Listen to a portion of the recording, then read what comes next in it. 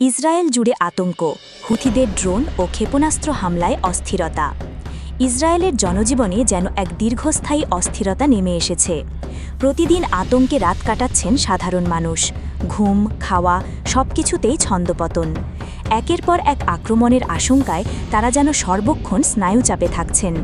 এই পরিস্থিতির পেছনে একদিকে যেমন বৈরী পক্ষগুলোর প্রতিরোধ রয়েছে, তেমনি রয়েছে সরকারের অভ্যন্তরীণ ব্যর্থতা।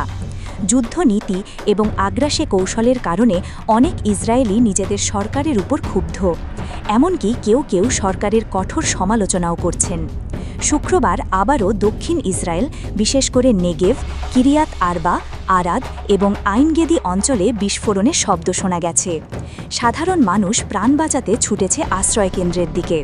সেনাবাহিনীর দাবি, ইয়েমেন থেকে ছোড়া একটি ব্যালিস্টিক ক্ষেপণাস্ত্র তারা প্রতিহত করেছে। হামলার দায় স্বীকার করেছে ইয়েমেনের সশস্ত্র হুথি গোষ্ঠী। তাদের একজন মুখপাত্র জানান, ফিলিস্তিন 2 ক্যাটাগরি ব্যালিস্টিক মিসাইলের মাধ্যমে তারা ইসরায়েলের একটি কৌশলগত স্থাপনাকে সফলভাবে লক্ষ্যবস্তু করেছে।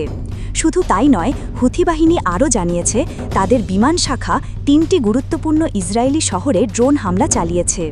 শহর 3টি হল ইলাত, বন্দর হাদেরা এবং আসকালন। আন্তর্জাতিক বিভিন্ন সংবাদ মাধ্যম বলছে, গত কয়েক সপ্তাহে হুথিদের ড্রোন ও ক্ষেপণাস্ত্র হামলার মাত্রা অনেক বেড়ে গেছে। বিশেষ করে মার্চে গাজায় নতুন করে ইসরায়েলি অভিযানের পর হুথি গোষ্ঠী আগের চেয়েও বেশি আক্রমণাত্মক হয়ে উঠেছে। হুথি নেতা সৈয়দ আব্দুল মালিক আল হুথি এক সাপ্তাহিক বিবৃতিতে বলেন, 2023 সালের অক্টোবরে গাজায় ইসরায়েলি হামলার প্রতিক্রিয়ায় এখন পর্যন্ত তারা 1679টি অভিযান চালিয়েছে। তিনি হুঁশিয়ার করে বলেন, ভবিষ্যতে আরও সুদৃঢ় ও লক্ষ্যভিত্তিক হামলা হবে। তিনি আরও জানান, হুথি বাহিনীর এই তৎপরতায় ইসরায়েলের নৌবন্দর ও বিমানবন্দর কার্যক্রম প্রায় স্থবির হয়ে পড়েছে। দেশটিকে কোণঠাসা করতে তারা বিরামহীনভাবে চাপ প্রয়োগ করে যাবে। অন্যদিকে গতকাল শুক্রবার ইয়েমেন জুড়ে হাজার হাজার মানুষের অংশগ্রহণে বিক্ষোভ ও সমাবেশ অনুষ্ঠিত হয়েছে।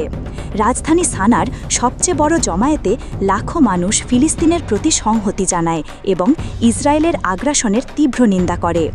মুসলিম বিশ্বের নীরবতায় ক্ষুব্ধ এই জনতা গাজার মানবিক বিপর্যয়ের বিরুদ্ধে সোচ্চার হন।